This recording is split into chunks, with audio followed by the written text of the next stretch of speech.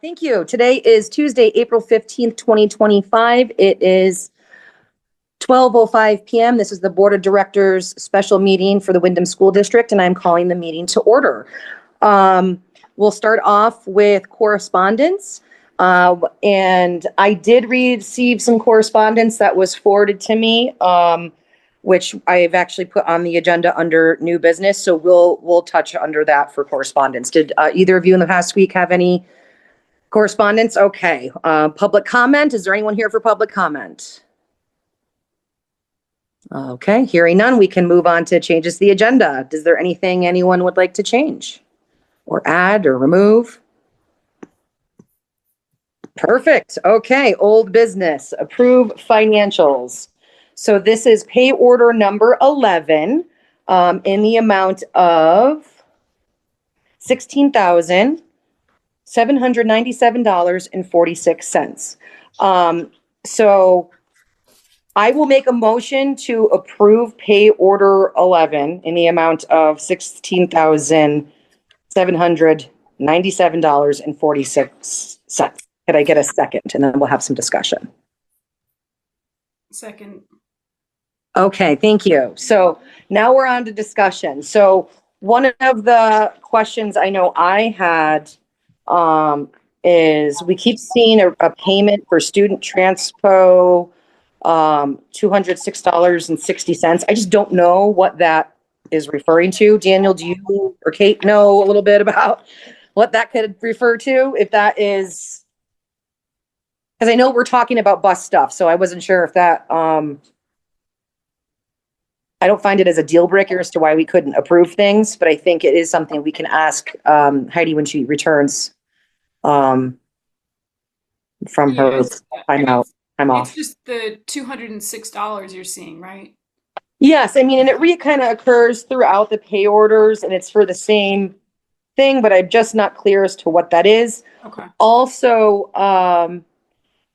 so the purchase order for Granite Telecommunications, it shows as being approved by Lori Garland.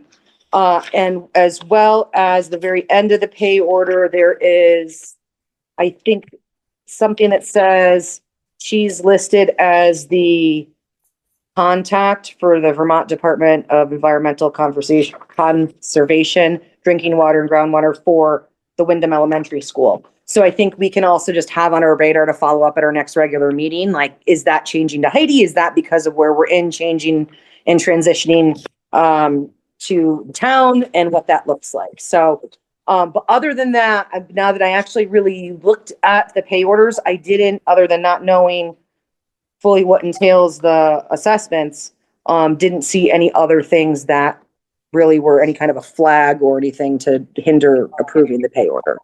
Do we know how many, is there some kind of forecast about when the billbacks will be caught up, right? Because yeah, I'm confused on that as well. So we can definitely get more information from them to explain that. It does look like there's also a $75 legal fee that we pay, and I don't know if that's like paying into the SU's legal use them. That may be something we just have to carry, but I'm not 100% sure on that. We should definitely get some clarification. But both I saw that. I was like, since when do we use Sean or Visbit? But maybe there is like standard reporting that they have to bounce off of legal. Correct. Huh. So I'm not, we can get clarity on that, but I think everything else is kind of looking pretty par with things. Now, Kate, this is a lot for you as a new member to kind of look at, but also realize we are in transition of this building. So a lot of this stuff is going to not be on our district in the future, as long as things go well with the town taking over the building. So that deed, by the way, it was so cool. It was just like cool to see it. The copy of it. That was awesome. That's an old document. Yeah. So very cool. I love the penmanship that they have in the books there too. Sometimes it's pretty neat. So with that, do you guys have anything, Daniel, anything with the budget that is, we should, because we have the motion to approve, but it can, if there's something you think we should not do, then I'm all ears, because. No, I think it's probably fine. The bill back does seem extreme, so I think it'll be all right to at least pass the authorization and make sure that folks are paid. But I would like to, just have a conversation in our next regular meeting about some of this stuff, like what is the legal, what is the transportation, the SU assessment. Is that all of the SU assessments just billed quarterly, and we're on the fourth quarter?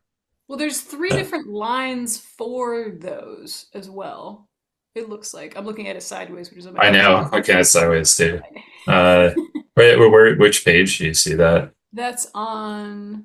Oh, I see. Third, fourth page. Yeah. But well, that's interesting. But only one of them is billed. Yeah, that's what That's strange. Didn't understand. So we can kind of pin that for our next regular meeting, but I think with the motion, are you guys comfortable moving forward with the motion at this point with the approval? Yeah, I second. Okay, so all those in favor say aye. Aye. Aye. Okay, motion carries. So pay order 11, $16,797.46 is approved, and I will get that signed today. I was about to say, has that been working for you, Kate, signing?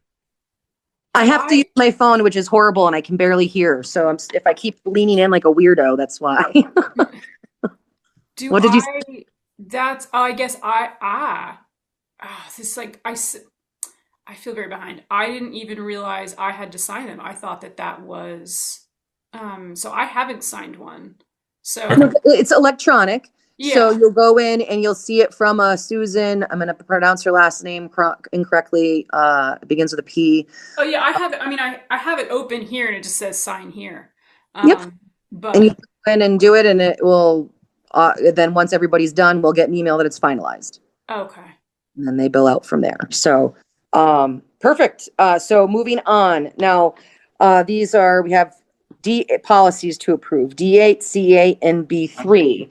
Of course, now that's under my phone. So with the pupil privacy rights, I didn't see, or the alcohol and drug-free workplace, that's B3 and C8. That language seemed pretty straightforward and fine for me. I didn't really have any questions. The D8 selection of library materials. Under administrative responsibilities, the superintendent or designee will develop procedures and address the selection of materials, deselections of materials, prohibiting the removal of school library materials for the following reasons. And some of the reasons, one are school board members or members of the public's discomfort, personal morality, political views or religious views, and then content related to sexual health that addresses physical, mental, emotional, or social dimensions of human sexuality, including puberty, sex, and relationships. So it's a little sensitive. Well, I thought that was interesting because it says that it can't be because of public's discomfort, but then all the things that might make someone, it doesn't really matter. I mean, yeah, so I just wanted to, I want to make sure, and I think what we're doing at this meeting is if we approve all of these 3 policies, at our next meeting is when we could then have discussion with Bob and other folks and get some more clarification to decide if we're going to warn it for the meeting after that to approve them. So when we're within that timeline to get that done. Well, so isn't it like this is kind of null and void, isn't it? Because we won't have, like, do we have to keep something on file about how we would select a library if the school is not? And that's the other piece. We don't have a library. So, but does it mean that we, just are at the mercy of the superintendent and designee? And is that what is an agreement upon of our community? Like, these are the policies we're adopting. So that's what I just want to be transparent about, that it's either we ask the question, we don't have a library, so it's null and void for us, or if because students are in attendance in the school, does that affect us in any way? And do we need, like, what does that mean? That's just what I was kind of curious on. I kind of thought the pupil privacy rights might have been a little bit more challenging, but they weren't. So, and I'm open to like further discussion on it, but at the same time, we haven't warned it yet. I just wanted, if there was anything that anyone was uncomfortable with, that we were aware of it before we pass it into policy, if that makes sense. No, I'm working under the assumption that it's null and void. If it was not, that's an interesting. Meredith, your hand is up. I'm on my phone, so go ahead. Yeah. You do, I believe, like, because Stratton doesn't have schools either, you do have to pass all the policies. I don't know how it affects everything. You can ask Bob more about it, but I'm positive that Stratton passed every single policy. Yes. Yeah, that makes sense. They passed, but it's sort of on a record. It's not like it's being utilized. I see. Michael Pelton? I was going to effectively say the same thing. As I recall from previous meetings, I believe Bob said something to the effect of, even though you don't have a library because you don't have an operating school, you're still required to because it's a state or federal mandate. Thank you, Michael. So with that, I think we can comfortably, I will motion to approve policy D8, selection of library materials, policy C8, pupil privacy rights, and policy B3, alcohol and drug-free workplace policy. Can I have a second? Second. Okay, so we're in a whole more discussion of that. As far as, like I said, if we make the decision to approve this, and this has been what is sent out from the VSBA, so it's the general language that they've had their legal team kind of go through. But when we approve this today, this is approving to warn at our next meeting. So we have yet another discussion. And then this way, if there's families or people who have any interpretation of any of these that they want us to know about, they have a little bit of time to reach out to us and let us know their feelings. But otherwise, it's the same. We can pass it on and we'll be good. So does that sound reasonable to folks? Mm-hmm. Yes. All right. So all those in favor of approval of those three policies, say aye. Aye. Aye. Awesome. Motion carries. Okay, new business, amateur radio. I got correspondence that was forwarded to me from one of the select board members. So this is the West River Radio Club is looking for a site to have a field day and wondering if the meeting house is an option, and they're also exploring the school.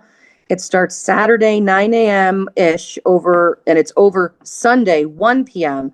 and runs 24 hours from Saturday 1 p.m. to Sunday 1 p.m. They put up 3 to 4 10 by 20 tents and try to make contacts around the country. They'll advertise the location and welcome the public to see what they're doing. They run a generator, put antennas up in trees, which are removed when they're done. Some people camp out. Others, like me, sleep at home. We'll be cooking dinner Saturday night and Sunday breakfast. They would only be using the bathroom. Everything else would be outside. They need to decide on their location by April 26th. So it really couldn't wait for another school board meeting to come up.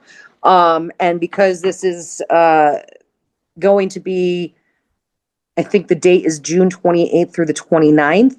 We're right on the cusp of whether it's going to be a town issue or a school district issue.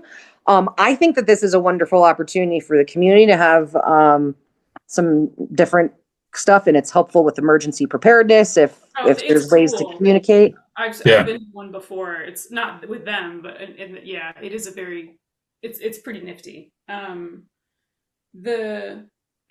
They might have better reception at the school. The meeting house has a lot of trees, and just with that's I mean, it may not work out, but I think if we can at least decide if we're going to approve this, then they can make a decision. They may still decide that they want another location elsewhere, but I think they need their pool of options so that they can decide by April 26th, which is next weekish, I think. So, oh gosh, it's creeping up.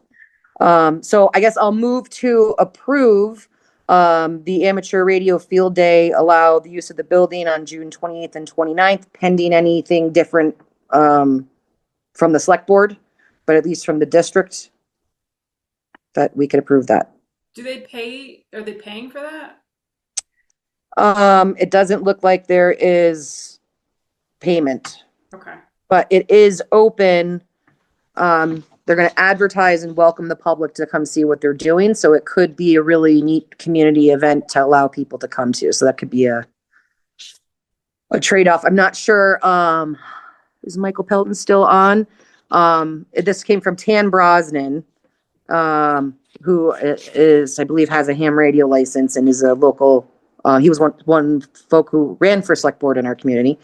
Michael, are you still on by any chance? I am. Is this group like a volunteer group, or what is the? Yeah, I don't believe that there's any, I don't believe that they pay rental generally. They usually just get permission. They're looking at a couple of different sites in Newfane. I'm not sure if they're looking at Townsend too. And then sort of we floated the idea of possibly Windham too, if they're looking for a backup plan. Okay. But yeah, it's all basically people who are interested in radios and communication with radios. So it's all volunteer effectively. And they, it's not like a big organization. Okay. Smaller groups. I mean, I'm all like that. It sounds like I'm just trying to think of any. I mean, they're used to that though. If it rained, but I mean, they'll just handle it because they're accustomed to that. I assume, so, if they've been doing this outside, it's June, so. Yeah, and it's supposed to be sort of, it's a field day op, which means basically they're supposed to run off grid and be in a location that isn't necessarily powered with regular traditional power. And like, I think in Newfane, they're looking at maybe possibly renting a porta potty. So the bathrooms aren't necessary, but they certainly would like to have real bathrooms. I think it'd be beneficial, but they actually like a few trees around so they can hang a long wire antenna up because they'll do HF radio as part of it. So, but they seem to be interested in Windham because of our elevation. Yeah. All right. Any further discussion? No, hearing none. All those in favor say aye. Aye. Aye. Great. Motion carries. Perfect. So that, I believe, concludes our meeting for today, folks. Let's see, it is, I got too many things going on here.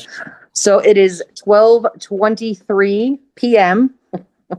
and I will call the meeting to adjourn. All those in favor say aye.